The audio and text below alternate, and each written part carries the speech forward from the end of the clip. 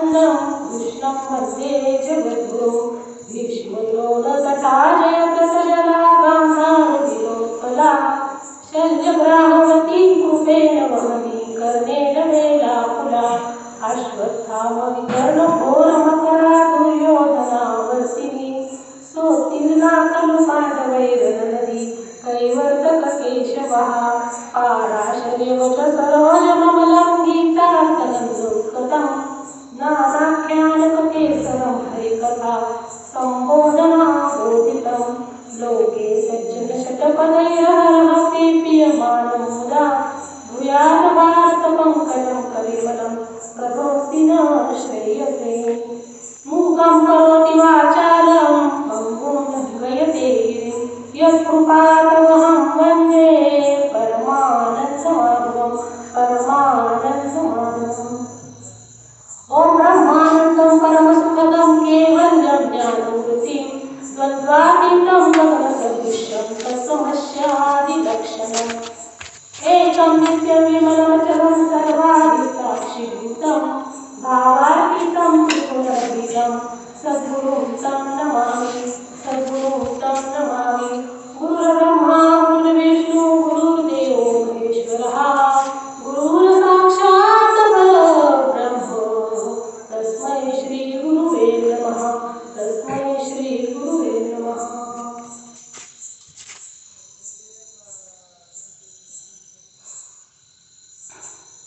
साधुबोध झाला तो नुरोनिया तेरा ठाईच मुराला अनुभव कापुराची वाती उजळल्या ज्योती ठाईच समाप्ती झाली जैसी मोक्ष रेखेला भाग्य विनटला साधूचा अंकिला हरिभक्त ज्ञानदेवा गोडी संगती सज्जनी हरिते जनिवनी आत्मतत्वी हरिमुखे मना पुण्याची गणना कोण करी। प्रस्तुत प्राप्त प्रसंगी या ठिकाणी आपला चालू असलेला हा हरिपाठ निरूपणाचा दर सोमवारी असलेला सत्संग या महादेवाच्या प्रतापेश्वर नावाचं मंदिर या मंदिरामध्ये चाललेला हा सत्संग खरोखरच म्हणजे खूप चांगला सत्संग आहे हा। दर सोमवारी आपण या ठिकाणी सर्व एकत्र येऊन हरिपाठावर निरूपण करतात आणि आज माझं परम भाग्य समजते की या साधुबोध झाला हा 6 नंबरचा जो 6 क्रमांकाचा जो अभंग आहे तो माझ्यासारख्या पामराकडे आलेला आहे। ही सेवा करण्याची संधी दिल्याबद्दल तुम्हा सर्व साधक मायबापांचे आभार व्यक्त करते। तर साधुबोध झाला तो नुरोनिया ठेला आणि ठाईच मुराला अनुभव। या ठिकाणी माऊली महावैष्णव ज्ञानेश्वर महाराज यांच्या हरिपाठ प्रकरणातील हा अभंग आहे। पहा, माऊलींनी अमृतानुभव त्याच्यानंतर सांख्योपासष्टी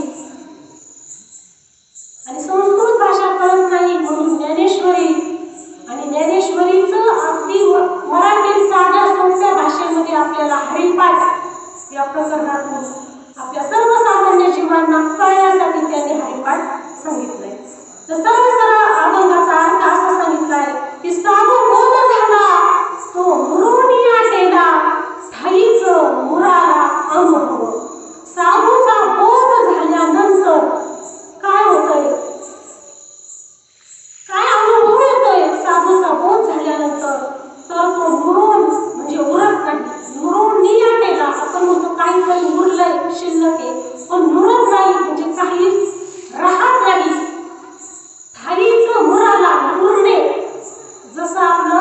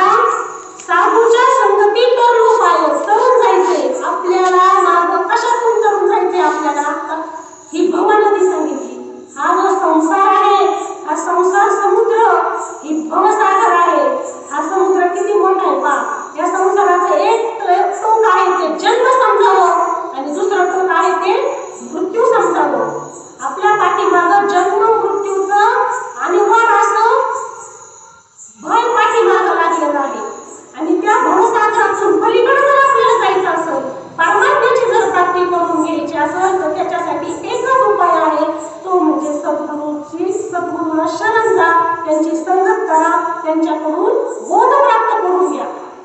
आणि मग या संसार समुद्र आपण गाडगे मार्गाचा हा करतो, हा संसार या ठिकाणी तो संसार आहे, परंतु जन्माला येणं आणि मरणं हा संसार या ठिकाणी माऊलींनी आपल्याला सांगितलाय. हा करून जायचा आपल्याला, हा भवसागर. त्याचा एक तो जन्म, दुसरा तो मृत्यू, आणि त्याच्या पलीकडं म्हणजे पैल देवाची प्राप्ती, म्हणजेच भगवंताची प्राप्ती सांगितलेली आहे त्यांनी, मोक्ष प्राप्ती. मग आता हा संसार समुद्र काय सोपा आहे का? जसं या संसारामध्ये काय आहे, लाटा आहेत, तशा आपल्या ठिकाणी पण आहे ना, मोहाच्या लाटा आहेत, क्रोधाची भरती येते, परत अहंकाराचा वारा सारखा रो रो रो रो आवाज करतोय. अहंकार किती सूक्ष्म आहे, माऊलींनी आपल्याला सांगितलेलं आहे. अहंकार इतका सूक्ष्म आहे का आकाशाच्या रात्री आकाशात चंद्र असतो का? नाही असतो, पण तो दिसत नाही. कसा असतो? सूक्ष्म असतो. लाकडामध्ये अग्नी असतो का? नाही असतो, पण कधी करतो तो? घर्षण झाल्याच्या नंतर प्रकट होतो. तसा अहंकार सूक्ष्म आहे. लहान मुलामध्ये तारुण्य असतं का? नाही असतं, पण कसं आहे ते सुप्त अवस्थेत असतं. कळीमध्ये सुगंध असतो का? नाही असतो. तसा हा अहंकार इतका सूक्ष्म आहे. प्रत्येकाच्या मानवतीवर अहंकार आहे. आणि विशेष म्हणजे काय आहे, माऊलींनी सांगितले, नवल अहंकाराची गोटी विशेष न लगे अज्ञानापाठी, सज्ञानाच्या झुंबी कंठी नाना संकटी नाचली. हा अहंकार इतका सूक्ष्म आहे, म्हणून तो आपल्या ठिकाणी आहे. परत या संसार समुद्रामध्ये सुसरी आहे, मगरी आहे, निंदारूपी सुसरी आहे, मगरी आहे. परत अजून मोहाच्या लाटा, क्रोधाची भरती, भवरे आपल्या ठिकाणी, कसले वासनेचे. हा संसार समुद्र इतका मोठा आहे. हा करून जाण्यासाठी आपल्याला सद्गुरू हा नावाडी आहे, तोच आपल्याला पलीकडे घेऊन जाऊ शकतो. म्हणून त्याच्यासाठी पुढच्या भागामध्ये आपल्याला सांगितलंय, साधूंचा संग करा, साधू बोध करा. साधू, मग आता साधू म्हणजे नेमकं काय? साधूंचा बोध झाल्याशिवाय आपल्याला हा संसार समुद्र तरून जाता येणार नाही. मग आता साधू साधू म्हणजे नेमकं काय? कशाला साधू म्हणायचं? खूप मोठ्या गळ्यात माळा घातल्या तो साधू का? भगवे कपडे परिधान केले तो साधू का? किंवा खूप ठिकाणी वेगवेगळे गंध वगैरे लावले तो साधू का? बाह्य वेशभूषा केल्यानंतर आपण त्याला साधू म्हणू शकतो का? नाही. म्हणजे त्याच्या वेशभूषेवर किंवा त्याच्या याच्यावर साधू म्हणू शकत नाही आपण. मग साधू म्हणजे नेमकं काय? साधू कोणाला म्हणायचं? अशा साधूचा संग केला तरच आपण जन्म मरणाच्या पलीकडे जाऊ शकतो. मग आता पहा, एकनाथ महाराज छान सांगतात, तरी काया वाचा मने अति कृपाळू दिनाकारणे, तोडी शिष्याची भववंदने, उठवी ठाणे अहंकाराची. शब्द ज्ञाने पारंग तू, ब्रह्मानंदे सदा डुलतू, शिष्य प्रबोधनी समर्थू, यथोचितू निज भावे. असा साधू कसा? जो क्षत्रिय आहे, जो ब्रह्मनिष्ठ आहे, जो दयाळू आहे, जो कृपाळू आहे, ज्याच्या ठिकाणी शांती आहे, दांती आहे, अदंभ, अक्रोध, अमान, असा पाहिजे साधू. मग आता पहा, सद्गुरू वाचवणी संसारी तारक, नसेची निष्ठंक आनपुडी, इंद्र चंद्र देव ब्रह्मादी करुणी, संशयाची श्रेणी छिद्दितिना. हा मनुष्य देह आहे, हा आपल्याला इतका दुर्मिळ मिळालेला आहे. एखाद्या आंधळाच्या हातात कावळा सापडावा ना, तसा आपल्याला मिळालेला आहे. मग आता 4,84 लक्षण 4 खाणी आहेत. 4 खाणी कोणत्या आहेत? अंडज, जारज, स्वेदज आणि उद्वीज, या 4 खाणी आहेत. आणि 84 लक्ष योनींमधून आपण फिरून फिरून या मनुष्य देहाला आलेला आहे. भक्तीने जिने जळो लाजीरवाने, आणि संसार भोगणे दुःख रूप. एक एक योनी, कोटी कोटी फेरा, आणि मनुष्य देह वारा मग लागे. हा 84 लक्ष योनींमध्ये फिरून फिरून फिरून आपण या मानव देहामध्ये आले. हीच झाली आपल्याला ईश्वर कृपा. आपल्याला नरदेह मिळाला, हीच मोठी ईश्वराची कृपा आहे. एकूण 5 कृपा आहेत. एक ईश्वर कृपा, दुसरी संत कृपा, तिसरी आत्मकृपा, चौथी शास्त्र कृपा, आणि 5वी अंतःकरण कृपा. मग आता पहिली आपल्याला ईश्वर कृपा झालेली आहे. आपल्याला नरदेहाला आलेली आपण, कारण नरदेहामध्येच मुक्त होता येतं. ज्यावेळेस पाप पुण्य समसमान होईल त्यावेळेसच नरदेह मिळतो. समजा आपलं खूप पुण्य झालं आणि न्यून पाप झालं तर काय होईल? आपल्याला स्वर्गात जावं लागेल. मग स्वर्गात काय मोक्षाची प्राप्ती. कारण का तर स्वर्गीचे अमर इच्छिताती देवा मृत्यू लोकी व्हावा जन्म हा. म्हणजे स्वर्गात जरी गेलं तर आपल्याला मोक्षाची प्राप्ती करून घेता येणार नाही.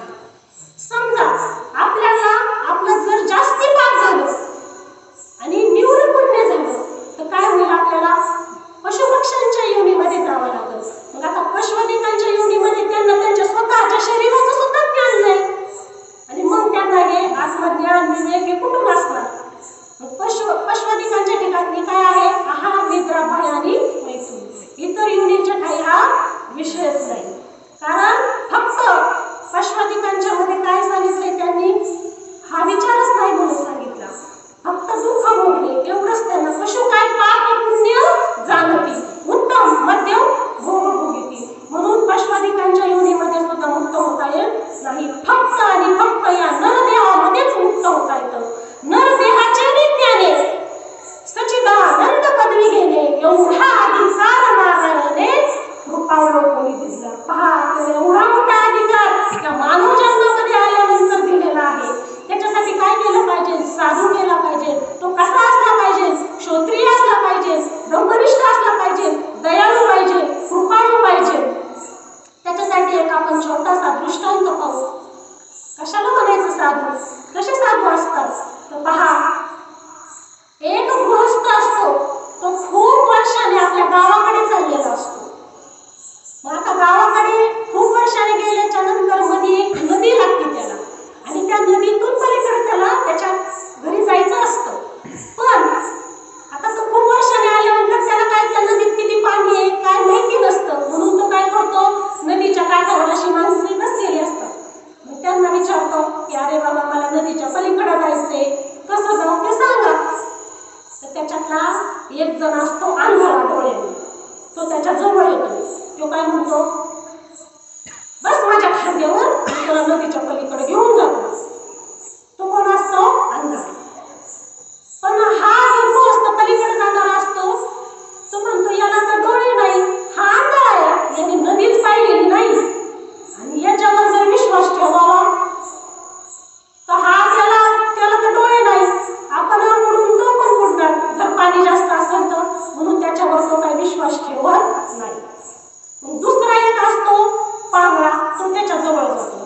तो म्हणतो हे बघ, तुला कोणाची पण मदत घ्यायची गरज नाही. मी सांगतोय तुला, नदीत पाणी खूप थोडं आहे. तू काय कर, नदीत उतर, सरळ असं जा.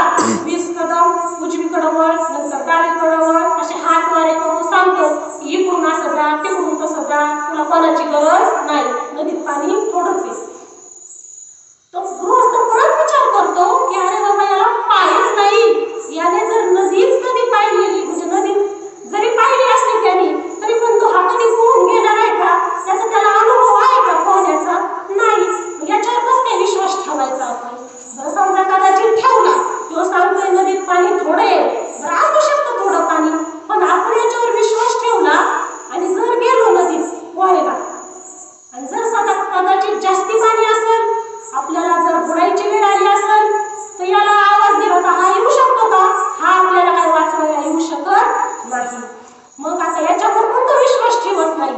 मग तिसरा एक येतो, तो डोळाच असतो.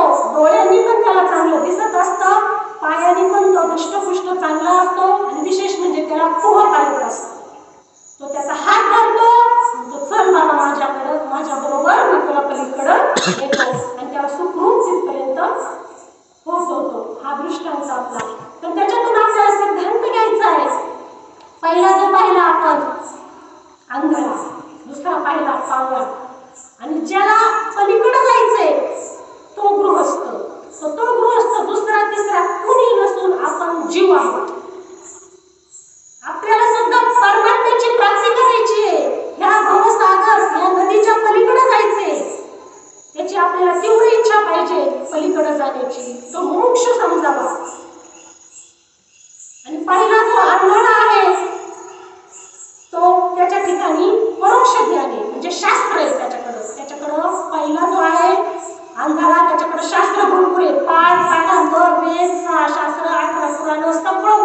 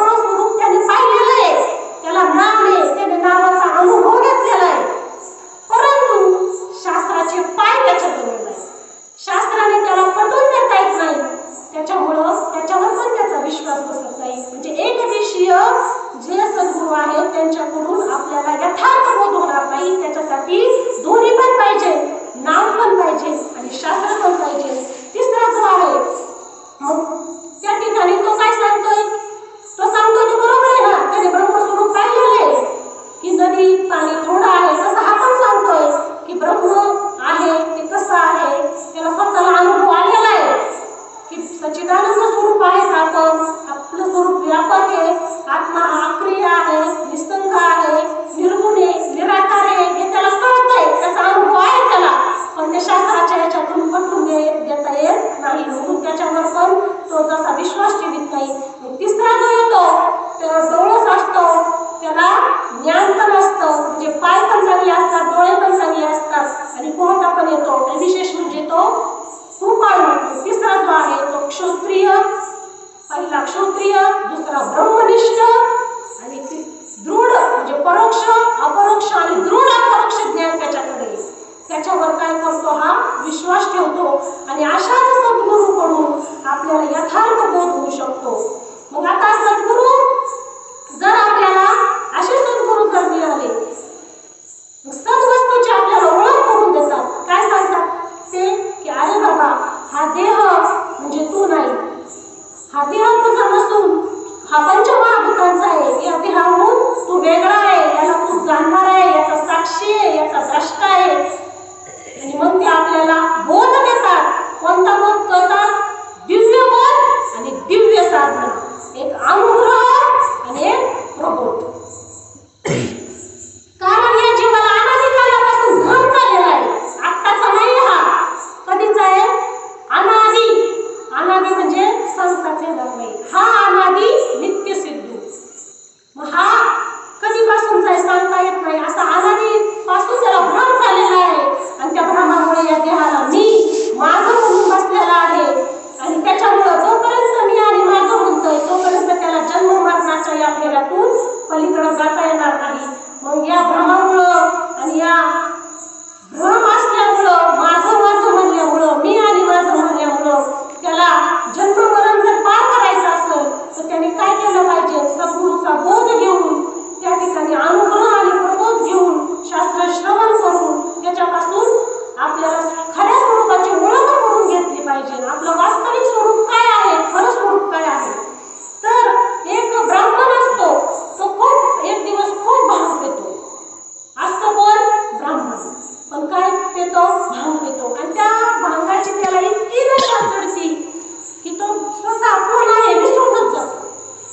आणि मग विसरल्यामुळं काय होतं? तो काय पण करायला लागतो. मी क्षुद्र आहे, मी वैश्य आहे, मी हे करतो, मी ते करतो, असं करायला लागतो. मग आता याची ही नशा उतरायची कशी? मग त्याला एक हितेच्छ भेटतो. तो काय सांगतो? तो दही देतो आणि तूप देतो खायला. आणि मग दही आणि तूप खाल्ल्याच्या नंतर त्याची जी नशा आहे चढलेली ती उतरते. आणि मग उतरल्याच्या नंतर तो काय म्हणतो? नाही, मी आता ब्राह्मणच आहे. मग जोपर्यंत ते नशेत होता तोपर्यंत त्याची बुद्धी कशी झाली होती? विपरीत झाली होती. तो काय पण करत होता. पण नशा उतरल्यावर आता तो म्हणतो नाही, मी ब्राह्मणच आहे. म्हणजे त्याला खऱ्या त्याच्या स्वरूपाची ओळख झाली. तसंच आहे या जीवाला पण अनादी कालापासून नशा चढलेली. कशाची? मी. हा देह म्हणजे मी. मग देहासंबंधी हा सगळा पसारा माझा. हे स्थूल, सूक्ष्म, कारण, महाकारण, त्याच्या अवस्था, परत जेवढं काही 82 तत्व आहे त्या देहासंबंधाचे तेवढे सगळे मीच, हे सगळं माझंच असं या जीवाने म्हणलेले. आणि त्याच्यामुळं काय झालेलं आहे? त्याला त्याची नशा चढलेली आहे. मग याच्यात जर आपल्याला तर ही नशा जर उतरायची असेल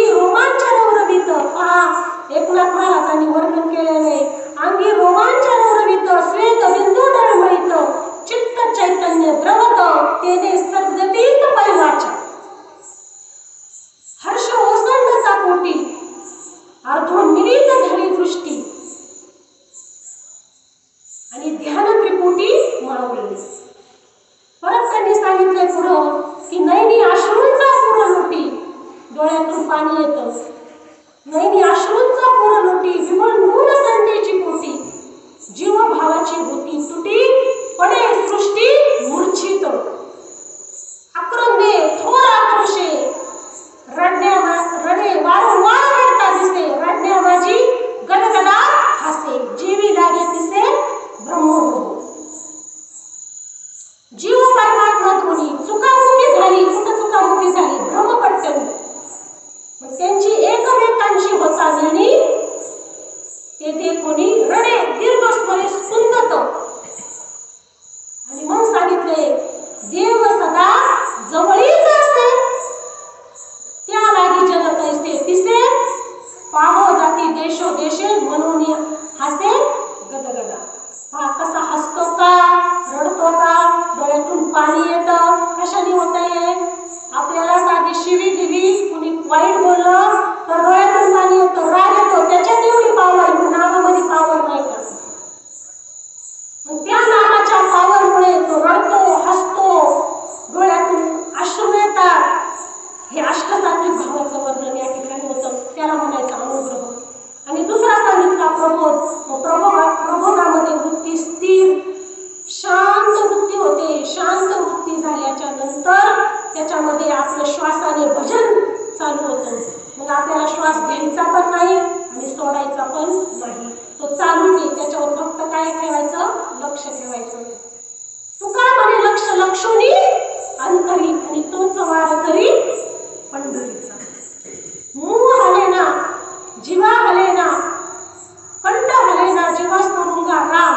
राम हमारे जग करे हम बैठे आराम. म्हणजे आपण फक्त स्थिर होऊन शांत चित्ताने शांत एकाग्र मन करून फक्त त्या नामस्मरणावर त्या प्रबोधावर राहायचं. ज्याला अनुग्रह आहे त्यांनी अनुग्रहाचं चिंतन करायचं. ज्याला प्रबोध आहे त्यांनी प्रबोधाचं चिंतन करायचं. आणि मग असा बोध आहे तो मुरुड नाही ठेवला म्हणजे तो शिल्लक ठेवायचा नाही. शिल्लक म्हणजे काय? वासना रूपी बी शिल्लक ठेवायचं नाही परत जन्माला यायला. आणि ठाईच मुलाला अनुभव मुरून द्यायचा. आता कसा मुरवायचा तो? पहा महिला मंडळ आपल्याला माहिती आहे. आपण काय करतो? लोणचं करतो. लोणचं आत्ता घातलं की लगेच खाल्लं की चांगलं लागतं का? नाही लागत. त्याला काय करून द्यावं लागतं? मुरून द्यावं लागतं. मग बाबा सांगायचे बाबा म्हणायचे समुद्राचं मीठ आणि कोकणातले कैरे आंबे. पण बरणी कशाच्या निमित्ताने? लोणच्याच्या निमित्ताने एकत्र आले. तसंच आपलं आहे. कोण कुठंचं पण या सत्संगाने आपण सगळे एकत्र जमलेलो आहोत. आणि मग ते लोणचं आहे तशी वास्तविक पाहिली तर कैरी कशी आहे? किती आंबट आहे का नाही? पण त्या कैरीला हळद लावली, मीठ लावलं, तेल टाकलं, मसाला टाकला, तिचा आंबटपणा घालवला, त्याच्यात परिवर्तन झालं. कशामध्ये? त्या कैरीमध्ये परिवर्तन झालं. त्याला मुरून द्यावं लागलं. आणि मग मुरल्यानंतर ते लोणचं कसं लागतं? चविष्ट लागतं. तसंच आहे. जसंच आपल्याला सांगितलेलं आहे, जो आपल्याला अनुग्रह दिलेला आहे, जो प्रबोध दिलेला आहे, जे नाम आहे, जे तत्व आहे ते आपल्या ठिकाणी आपल्या अंतःकरणामध्ये एकदम असं रुजलं पाहिजे. त्याचा आपण सतत त्या अनुसंधानामध्ये राहिलं पाहिजे. आणि मग ते मुरल्याच्या नंतर आपल्याला त्याचा अनुभव येतो. आणि मग सद्गुरूंनी आपल्याला काय केले? अनुभव आले अंगा आणि ते या जगात देत असे. आणि मग ते मुरतं आणि मुरल्याच्या नंतर त्याचा अनुभव येतो. मग अनुभव आल्याच्या नंतर काय होतं? तर त्याच्यासाठी खाली माऊलींनी दृष्टांत दिलाय. कापुराच्या वाती उजळल्या ज्योती आणि ठाईच समाप्ती झाली जैशी. पहा या हरिपाठातच एक प्रमाण आलेले तृण आग्ने मेळे समरस झाले तैसे नामे केले जपता हरी. आता गवत आहे, गवताची गंजी खूप मोठी. त्याला जर शहाण्याने काडी लावली तरी आग लागते. येड्याने काडी लावली, कुणी जरी काडी लावली तरी त्याला काय होती? आग लागते. पण आग लागल्याच्या नंतर ते गवत पूर्णपणे जळतं. पण राख शिल्लक राहते. खाली काय शिल्लक राहते? राख शिल्लक राहते. मग राख शिल्लक त्याच्यात राहते. तो अनुभव सांगितला.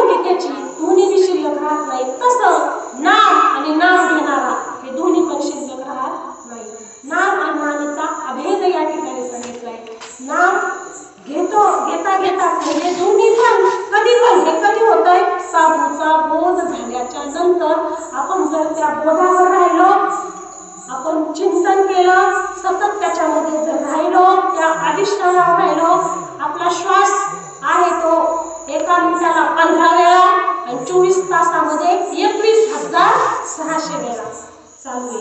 जे मनुष्य जात असं कळावं घ्यायची भजनशील झाले असे केवळ माझ्याची ठाई. सगळ्यांचं भजन चालू आहे, पण ते माहिती नाही, कारण माहिती करून देणारे फार कमी आहेत आणि जास्ती करून भेदवादी आपल्याला या ठिकाणी भरपूर सांगतात की देव वेगळा, तू वेगळा, देव कुठंतरी बाहेर पाहतात आणि तुझ्यातच देव आहे, तूच भगवंत आहे हे सांगत नाहीत.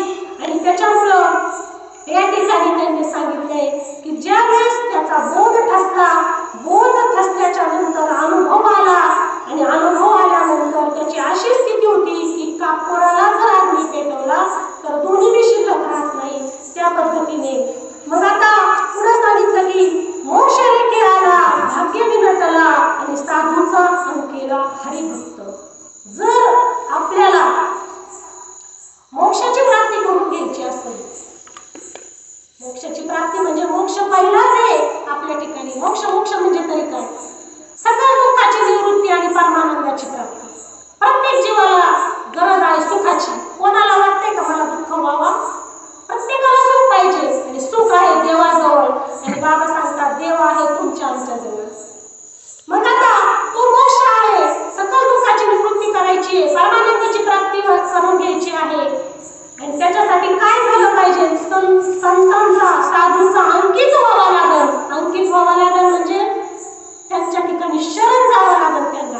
तद्विधी प्रणिपातेन परिप्रश्नेन सेवया उपदक्षेंतीचे ज्ञान ज्ञानिनच तत्वदर्शिन. ते ज्ञान पैगावरले जरी मनी आती आणावे तरी संताया भजावे सर्वस्वीशी. तनु जीवे चरणाशी लागावे आणि गर्वता करावे दास्य सकळ.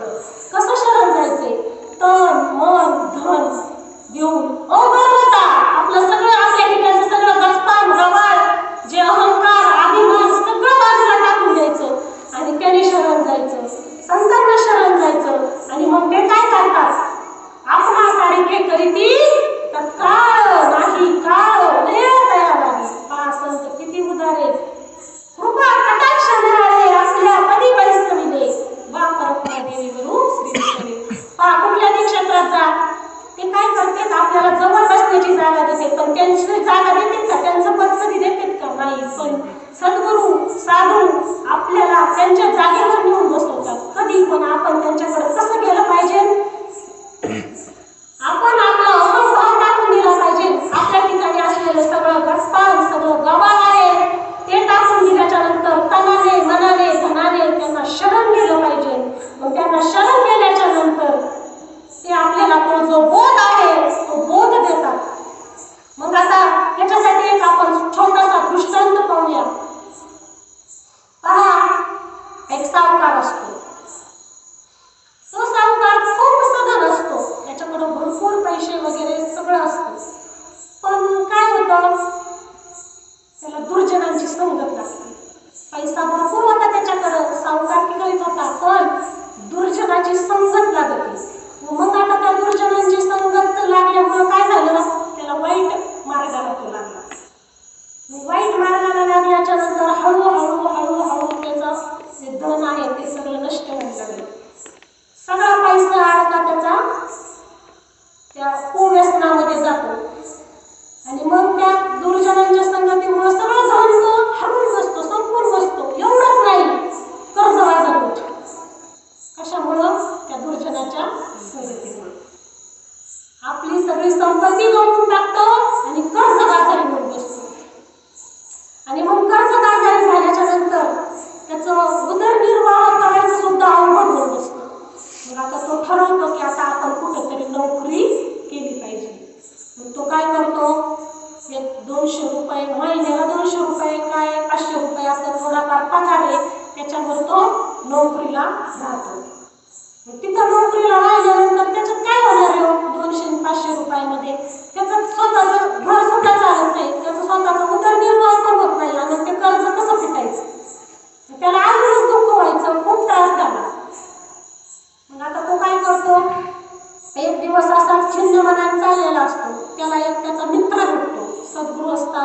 एक चांगला मित्र असतो.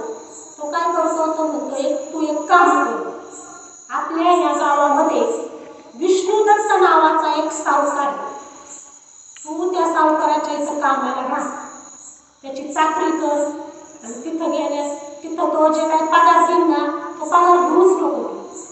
तू अगदी तन मन धन लावून म्हणजे मनाने निष्कपट भावनेने तो जे सांगेल ते काम करीत राहा. आणि त्याने पगाराचा विषय काढला ना त्याला म्हणायचं मला आत्ताच पगार काय नको, फक्त मला माझा उदरनिर्वाह होईल, मला अन्न पाणी काय लागल, वस्त्र लागल, निवारा तेवढं मात्र मला द्या. आणि मग असं तू कर, मग ते तुझ्यावर ते खुश होईल. तो सावकार तो सदन आहे, खूप मोठा सावकार येतो, तुझ्यावर खुश होईल आणि मग खुश होऊन तुला काय पाहिजे ते बक्षीस देऊन टाकल. बरं म्हणतो ठीक आहे. मग जातो त्या विष्णुदत्त सावकाराकडे आणि मग तिथं गेल्याच्या नंतर त्याची नोकरी करतो, चाकरी करतो, पडेल ते काम करतो, अगदी निष्कपट भावनेने मन लावून त्याची जे पाहिजे ते कामाला तिथं तो राहतो. मग असं करता करता 6 महिने वर्ष होतं, 2 वर्ष होते, पगार काय घेत नाही, ते अजिबात पगार घेत नाही.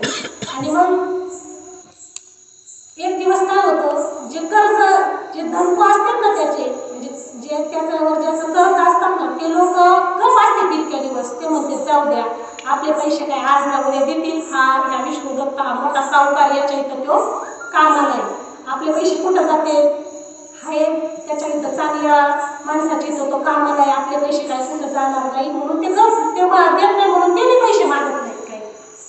पण असं कवर वर्ष झालं, 2 वर्ष झालं, 2 वर्षांनी तर म्हणतील ना आता माझे पैसे द्या. आणि मग एक दिवस काय होतं, एक जण काय करतो, त्याच्यातलं जे धनको असतं त्याच्यातलं एक जण आपल्या नोकराला पाठवतो, म्हणतो जा रे त्याच्याकडून पैसे आण आता आपले. तो चाललेला असतो रस्त्याने, असा कामाला चाललेला असतो आणि जात असताना तो नोकर आहे तो त्याला भर रस्त्यामध्ये बोलवतो, जे नाही ते बोलतो, वाटेल ते बोलतो, त्याचा अपमान करतो. त्याला खूप वाईट वाटतं, इतकं वाईट वाटतं अगदी म्हणजे खिन्न मनाने अगदी उदास होतो आणि त्या सावकाराच्या इथं विष्णुदत्त सावकाराच्या इथं कामाला जातो. तिथं गेल्याच्या नंतर त्या सावकाराच्या लक्षात येतो हा रोज याचा चेहरा कसा फ्रेश असतो एकदम, आज एवढा नाराज का, एवढा खिन्न उदास का झालेला आहे. त्याला प्रश्न पडतो ना, मग तो विचारतो काय बाबा तुला काय झालेलं आहे, एवढा उदास काय तू आज, एवढा का बरं नाराज आहे. तो म्हणतो काही नाही असंच. तो म्हणतो नाही तुझं काय दुःख आहे ते मला सांग, मला वाटलं तर मी ते प्रश्न तुझा सोडवीन, पण जर माझ्याच्याने होईल तर मी सोडवीन तो प्रश्न, पण तुझं काय दुःख आहे ते तर मला सांग. तसं म्हणल्यावर त्याला रडू यायला, खूप रडतो तो, डोळ्यातून घडाघडा त्याच्या पाणी यायला लागतं. आणि मग त्याचं दुःख आहे तो ते सांगतो की म्हणतो मी पूर्वी असा म्हणजे सगळी त्याची पहिली जी हकीकत आहे ती सगळी सांगतो की मी असा एक सावकार होतो, पण दुर्जनाच्या नादी लागलो, माझे पैसे गमावून बसलो, पण जेव्हापासून तुमच्या इथं मी कामाला आहे ना तोपर्यंत मला कोणी 1 रुपया सुद्धा मागितलं नाही. पण आज वर्ष 2 वर्ष झाले, आज मला भर रस्त्यामध्ये त्या एकाच्या नोकराने मला इतकं बोललं ना मला खूप वाईट वाटलंय आणि त्याच्यामुळे मी उदास आहे. ते म्हणतो एवढंच ना, मग तुम्हाला आधीच का नाही सांगितलं, इतक्या दिवसातच का नाही सांगितलं, तू मागच सांगायचं ना मला. बरं जाऊ दे आता, झाले ते झाले, तुझे कोणाकोणाचं कर्ज घेतले तू, त्याचं काय दस्तऐवज काय लिखापडी काय कागद खतपत्र काय कागद असतील ना ते मला दाखव, मग मी त्यांची उधारी आहे ते तुझं कर्ज फेडून टाकतो, दाखव म्हणतो. आणि मग तो कोण आहे ती लिस्ट त्याची ती वाचतो आणि त्या पद्धतीने जे कर्जदार आहेत त्यांना बोलून घेतो, तो कोणाकोणाकडून कर्ज घेतलेले ते सगळ्यांना बोलवतो आणि त्यांना असं बसवतो, याला इकडे बसवतो, त्यांना म्हणतो मी जे तुम्हाला देईन ते तुम्हाला मान्य आहे का, आणि त्याला पण विचारतो मी जशा पद्धतीने तुझा निकाल लावीन कर्जाचा ते तुला मान्य आहे का. ते म्हणतो हा तुम्ही जे करता ते तुमच्या पद्धतीने करा. त्याच्यावर पूर्ण तो भरोसा टाकतो, विश्वास टाकतो आणि तुम्ही जे करता ते तुमच्या पद्धतीनेच ते कर्ज फेडा म्हणतो. मग ते सगळ्यांचं नावं वाचून प्रत्येकाला त्याचं कर्ज मिटून टाकतो आणि तो जो कागद असतो तो फाडून त्याचे तुकडे तुकडे करून टाकतो, त्याला त्या कर्जातून मुक्त करून टाकतो. आपल्याला दृष्टांत फक्त त्याचा सिद्धांत घ्यायचा आहे आता त्याच्यामधून. तो जो आहे सावकार धन होता, होता का नाही? त्याच्याकडे भरपूर धन होतं, पण संगत कोणाची लागली? दुर्जनांची. आणि दुर्जनांच्या संगतीने काय केलं? सगळं धन गमावले. ते आपण त्यानं जीव आपण काय केलंय? आपल्या ठिकाणी पण दुर्जन आहेत का? शर्विकार, काम, क्रोध, लोभ, मोह, मद, मत्सर, अहंकार, दंभ, आशा, आकांक्षा, कृष्ण, भुली, भ्रांती, हे काय आपल्या ठिकाणी? याच्या संगतीमध्ये मी, माझं म्हणतोय, बायका, पोरं, घर, दार, प्रपंच, गाडी, बंगला, हे सगळं माझं, मी आणि माझं हे मानतोय, यांच्या संगतीत राहतोय. या दुर्जनांच्या संगतीमध्ये राहिल्यामुळं आपलं धन काय झाले? आत्मज्ञान, आत्मबोध, ते धन गमावून बसलाय, खऱ्या स्वरूपाला विसरलाय. आणि त्याच्यामुळं काय झालंय? कर्जबाजारी झालाय. कोणाचा कर्ज घेतलाय त्यांनी? यमराजाचा. कोण आहे? यमराज. त्याच्याकडे आपलं चित्रगुप्त आहे. आपल्या ठिकाणी दोन चित्रगुप्त बसलेले, या खांद्यावर एक आणि या खांद्यावर. ते काय करतात? पापाचा हिशोब, पुण्याचा हिशोब मांडत असतात सगळा. आणि ती ललाट पत्रिका तयार केलेली आपण. आणि त्याच्यामध्ये पाप आणि पुण्य याचं ऐवज लिखापडी करून ठेवलेली सगळी, दस्तऐवज करून ठेवलेले आपल्या पापाचा आणि पुण्याचा हिशोब. म्हणजे संचितामधलं ते आपल्याला त्यातलं संचितातलं आता भोगाला सुरुवात नाही झाली, पण त्याच्यातलं भोगतोय आपण. आपला आता सध्या प्रारब्ध चालू आहे. संचित, प्रारब्ध आणि क्रिया असे 3 कर्म. मग त्याच्यातलं आता संचित म्हणजे जसा बँक बॅलन्स त्याच्यामध्ये साचलेले ना, पापाचं पण भाग आहे, पुण्याचं पण भाग आहे. त्या भोगाला सुरुवात नाही झालेली, त्याच्यातलं काही सध्या भोगतोय आपण प्रारब्ध. मग ते पापाचा आणि पुण्याचा हिशोब कुठं आहे? आपला चित्रगुप्ताकडे, आपली ललाट पत्रिका त्याच्याकडे. मग काय झालंय? याने पहिल्यांदा त्याला कमी पगाराची नोकरी केली होती का नाही? त्याच्यामध्ये त्याचं पोट भरत नव्हतं. तसंच आपल्याला पण काय आहे? भेदवादी गुरु जगात किती आहेत? तुम्ही तीर्थयात्रा करा, यज्ञ करा, व्रत करा, वैकल्य करा, होम करा, शांती करा, किती सांगतात आपल्याला. असं नाही तसं करा. मग त्याच्याने आपलं दुःख निवारण होईल का? त्याचं झालं का निवारण? नाही. म्हणजे भेदवादी गुरुकडून आपलं दुःखाचं, जन्म मरणाचं दुःख आपल्याला लागलेलं आहे, त्याच्यातून आपलं दुःख नाहीसं होईल का? नाही होणार. त्याच्यासाठी एक सद्गृहस्थ जसा त्याला भेटला, त्याने सांगितलं की तू विष्णू दत्त सावकाराची नोकरी कर आणि त्याच्याकडून काही घेऊ नको. तसं आपल्याला आपलं हित कशात आहे हे सांगणारा एक सद्गृहस्थ भेटतो आणि तो सांगतो तू काय कर? क्षत्रिय, ब्रह्मनिष्ठ, दयाळू, कृपाळू असे जे संत आहेत त्यांना तू शरण जा. अशा संतांना तू शरण जा. त्यांना तू शरण गेल्यानंतर ते तुला या जन्म मरणाच्या फेऱ्यातून तुझं दुःख आहे ते निवारण करतील. मग अशा सद्गुरूच्या ठिकाणी गेल्याच्या नंतर ते सद्गुरू प्रश्न विचारतील, सांग बाबा तुला काय दुःख आहे? त्यावेळेस सांगायचं, काय मी उद्धार पावलो, काय कृपा करील नारायण. सांगा संत सज्जन करा समाधान चित्त माझे. या जीवाला या संसार त्रिविध तापाने त्रिविध ताप त्याच्या पाठीमागे लागलेले, अध्यात्म, आदिभूत, आदिदैव, या जन्म मरणातून तो निवृत्त होण्याचा प्रयत्न करीत आहे. आणि मग त्या सद्गुरूला शरण गेल्याच्या नंतर ते सद्गुरू सांगतात काय करतो? अनुभव देतात, प्रबोध देतात, आत्मबोध देतात आणि मग सांगतात की तू आतापर्यंत जे काही पाप पुण्य केलेलं आहे त्याचं जे हिशोब आहे ते चित्रगुप्ताकडे आहे. ते जर ती ललाट पत्रिका आहे ती जर फाडून टाकायची असेल तर तू पहिल्यांदा काय कर? पाप कर्माचा त्याग कर. विविध कर्म कर, निषिद्ध कर्म करू नको. वेदाने सांगितलेले जे कर्म आहेत ते कर, वाईट कर्म करू नको. आणि पुण्य कर्म आहे ते ईश्वराला अर्पण कर. ईश्वराला अर्पण कर म्हणजे त्याच्या ठिकाणी तू करतोय म्हणू नको.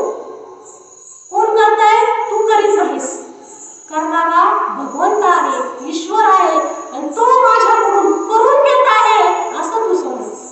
करणारा तू नाहीस. म्हणजे पाप कर्माचा त्याग कर आणि पुण्य कर्माचं फळ आहे ते ईश्वराला अर्पण कर. आणि त्याच्यानंतर जो आकाराला आलेला आहे हा दिसतोय ना, हा पंचमहाभूताचा स्थूल देह आहे. झालेला आहे. आईचं रक्त पित्याचं रेत याच्यापासून हा देह तयार झालेला आहे. याच्यामध्ये अन्नमय कोश आहे. आणि मग हा देह आहे, या देहाला तुझा म्हणू नकोस.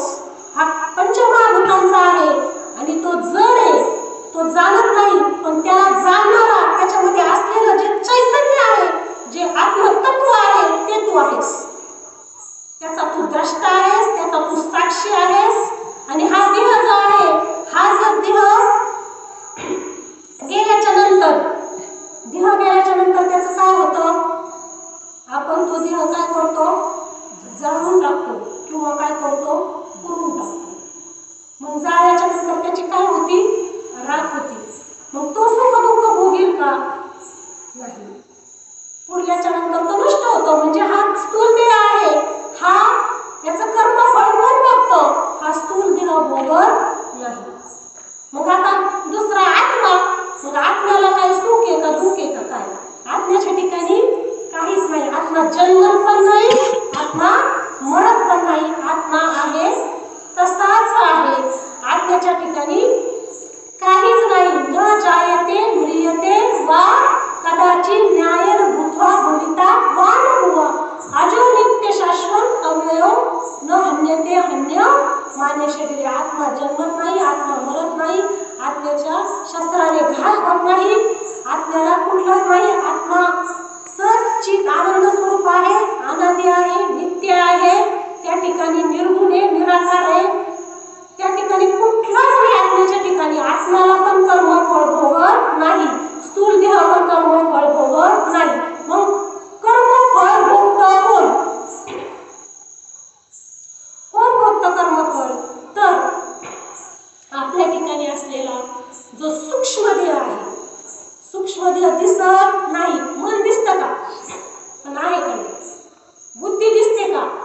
नाही, पण असते. मन, बुद्धी, चित्त, अहंकार, पंच प्राण, प्राण, व्यान, उदान, समान, अपान, पंच कर्मेंद्रिय, पंच ज्ञानेंद्रिय, त्याच्यानंतर पंच प्राण आणि पंच महाभूतांचा स्थूल देह आणि सूक्ष्म देह जो आहे, त्याच्या ठिकाणी अंतःकरण आहे, प्राण आहे आणि त्याचे विषय आहेत. आणि ते काय करतात? मग तो आपल्याला जन्म मरण भोगायला लावतो. म्हणजे जो मधला आहे जीव संयुक्त सूक्ष्म देह, तो मग आपल्याला काय करायला लावलेलं आहे? या ठिकाणी बाबांनी अंतःकरण वास करायला लावलेलं आहे. अंतःकरण म्हणजे सूक्ष्म वासना. जन्म घेणे लागे वासनेच्या संगी. मग जातं ते काय जातं? आपली अंतकालेच्या मामेव. आणि मरणाच्या समय काय जातं? आणि मरणी जया जो आठवे तो त्या गती ते पावे. म्हणून सदा स्मरावे मातेची तुवा. म्हणून सदा तू माझं काय कर? स्मरण कर. कारण मृत्यू समय काय जातं? आपली सूक्ष्म वासना आहे, त्या वासनेमुळे जन्म घ्यावा लागतो. आणि मग ती जी वासना आहे ती काय करायची आहे? बाद करायची. अंतःकरण बाद करायचं. बाद करायचं म्हणजे जात नसते ती खोटी ठरवायची. मन हे खोटं आहे. मन हे वायू नावाच्या भूतापासून तयार झालेलं आहे. मग मन एका जागेवर राहील का? मरकटाला कधी समाधी लागल का? नाही. तसंच मन आहे, जे जात आहे येत आहे त्याला म्हणायचं मन. ते कधीच एका जागेवर राहत नाही. मन म्हणा मोहम्मद भक्तो मध्याची मा नमस्कार. म्हणजे तू मला हेल्मेची करी माझ्या भजनी प्रेम धरी सर्वत्र नमस्कारी मज एकाती. ते मन तू माझ्या ठिकाणी अर्पण कर, माझ्या नावाच्या ठिकाणी लाव. हे मन खोटं आहे, बुद्धी निश्चय करती. त्या बुद्धीचा पण काय कर? या ठिकाणी तू निश्चय कर. मग काय कर? बुद्धीला सांग की हे जे एवढं दिसतंय ते सगळं मिथ्य आहे, जाणार आहे. मग तू माझा बुद्धी निश्चय आत्मज्ञान ब्रह्मरूप भावी आपण बुद्धीचा निश्चय कर. सद्गुरूला शरण जा. त्याच्यानंतर चित्त काय करतं? चिंतन करतं. खरं खोटं काय असेल ते चित्त चिंतन करतं. पण त्या चित्ताला काय करायचंय? चिंतन चित्ताला लावी मनाच्या मनाला आणि उन्मनीच्या सुखात पांडुरंग भेटी दे. मग या ठिकाणी चित्त, मन, बुद्धी, चित्त आणि अहंकार. अहंकार पण काय? आता आपण अहंकारावर तर पाहिलेलंच आहे. अहंकार हा प्रत्येकाच्या मनगुटीवर बसलेलाच आहे. मी महाराज, मी कपी, मी जपी, मी योगी, मी ध्यानी. म्हणजे प्रत्येकालाच मी आज्ञानी हा पण अहंकारच सांगितलाय. म्हणजे प्रत्येकाच्या ठिकाणी अहंकार आहे. पण हे दिसत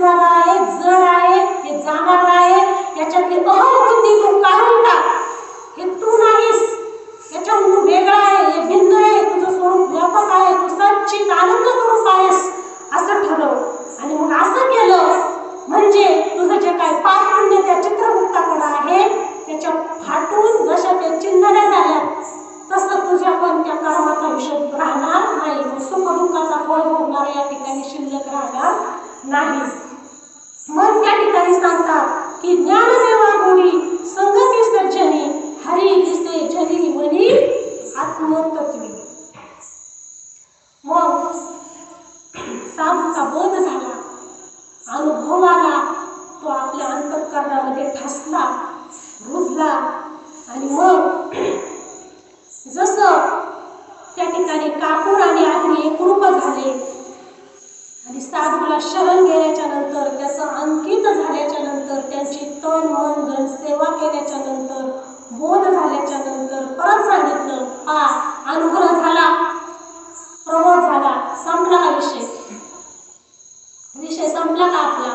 नाही, आपलं चिंतन चालू असतं का? सतत सतत त्याच्यावर राहावं लागणार, त्या अनुसंधानामध्ये राहावं लागणार, त्या नामावर राहावं लागणार. शेवटच्या श्वासापर्यंत आपल्याला बाबांनी हे नाम दिलेलं आहे, ते करावंच लागणार. ते करीत असताना तेवढंच नाही, आपल्याला साधना करायची आहे. मोक्ष प्राप्तीसाठी जरी प्राप्त असला तरी साधना करायची आहे. साधनेशिवाय नाही. मग काय साधना? संतांच्या संगतीमध्ये राहा. ज्ञानदेवा गुणी संगती सज्जनी. संगती कर, कोणाची कर? सज्जनांची कर, साधूची संगत कर. मग साधूंच्या संगतीमध्ये राहिल्याच्या नंतर सत्संगात जर राहिला तरच तुला काय होईल? त्याची प्राप्ती होईल. आणि सत्संगात राहिल्याच्या नंतर तुला व्यापक जे ब्रह्म आहे, हरी कुठं दिसन तुला? जनात, मनात आणि आत्मतत्वात. एक हरी आत्मा जीव शिव सम वायात दुर्गमा न घाली. म्हणून भक्त प्रल्हादाला विचारलं होतं, सांग तुझा भगवंत कुठे? कथा सर्वांना माहिती. तो काय म्हणला? येरू म्हणे काष्टी पाषाणी सकळ. सर्व ठिकाणी माझा भगवंत ओत प्रोत भरून उरलेला आहे. आणि मग आपल्याला त्यांनी सांगितले, साधूची संगत कर, त्या ज्ञानाची प्राप्ती कर, नामावर राहा. जर राहिलास तर त्याच्यासाठी तुला अंतरंग साधना करावं लागेल, बहिरंग साधना पण करावं लागेल. म्हणजे ज्ञान प्राप्तीसाठी 10 पायऱ्या त्यांनी सांगितलेल्या आहेत. कर्म उपासना, कर्म करावं लागेल, उपासना करावं लागेल. कर्म उपासना ते केल्याच्या नंतर निष्काम कर्म आणि उपासना जर झाली तर मन आणि विक्षेप हे 2 दोष आपले निवृत्त होतात. आणि मग फक्त आवरण दोष राहतो. आणि आवरण दोष निवृत्त करण्यासाठी सद्गुरूला शरण जावं लागेल. आणि त्याच्यासाठी तुला काय झालं पाहिजे? साधन वापरलं पाहिजे. तू स्वतः अधिकारी झालं पाहिजे. त्याला म्हणायचं अधिकारी. मग अधिकारी म्हणजे त्याच्या ठिकाणी विवेक पाहिजे, त्याच्या ठिकाणी वैराग्य पाहिजे, शब्दामध्ये षटसंपत्ती पाहिजे, मुमुक्षत्व पाहिजे. मुमुक्षत्व म्हणजे मोक्षाची तीव्र इच्छा त्याला पाहिजे. त्याच्यानंतर शम म्हणजे मनोनिग्रह पाहिजे, दम म्हणजे इंद्रिय निग्रह त्याचा झाला पाहिजे. शम दम उपरती आली पाहिजे त्याला. या संसारात राहायचं पण कमळाच्या फुलासारखा तो अलिप्त झाला पाहिजे. तितिक्षा पाहिजे. जे द्वंद्व धर्म आहे, सुख दुःख ताण भूक हे सहन करण्याची त्याच्या ठिकाणी सहनशीलता त्याच्या अंगामध्ये पाहिजे. त्याला म्हणायचं तितिक्षा. श्रद्धा पाहिजे.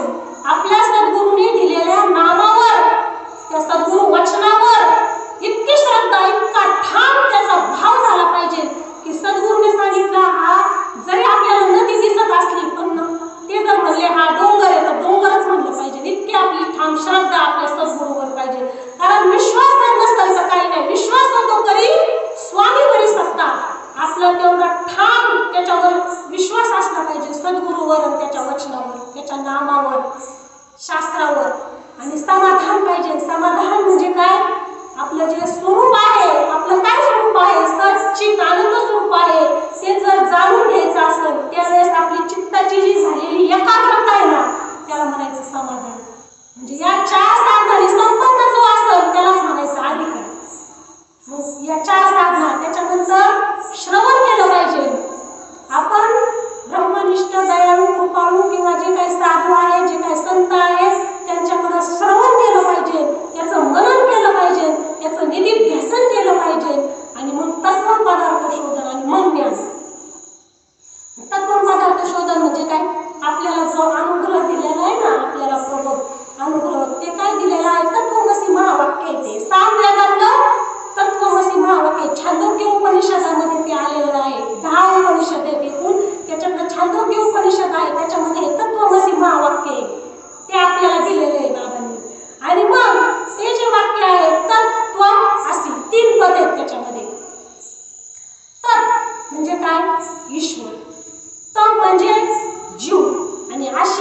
दोन पदाने त्याची ऐक्यता केलेली आहे. ते तत्व तूच आहेस.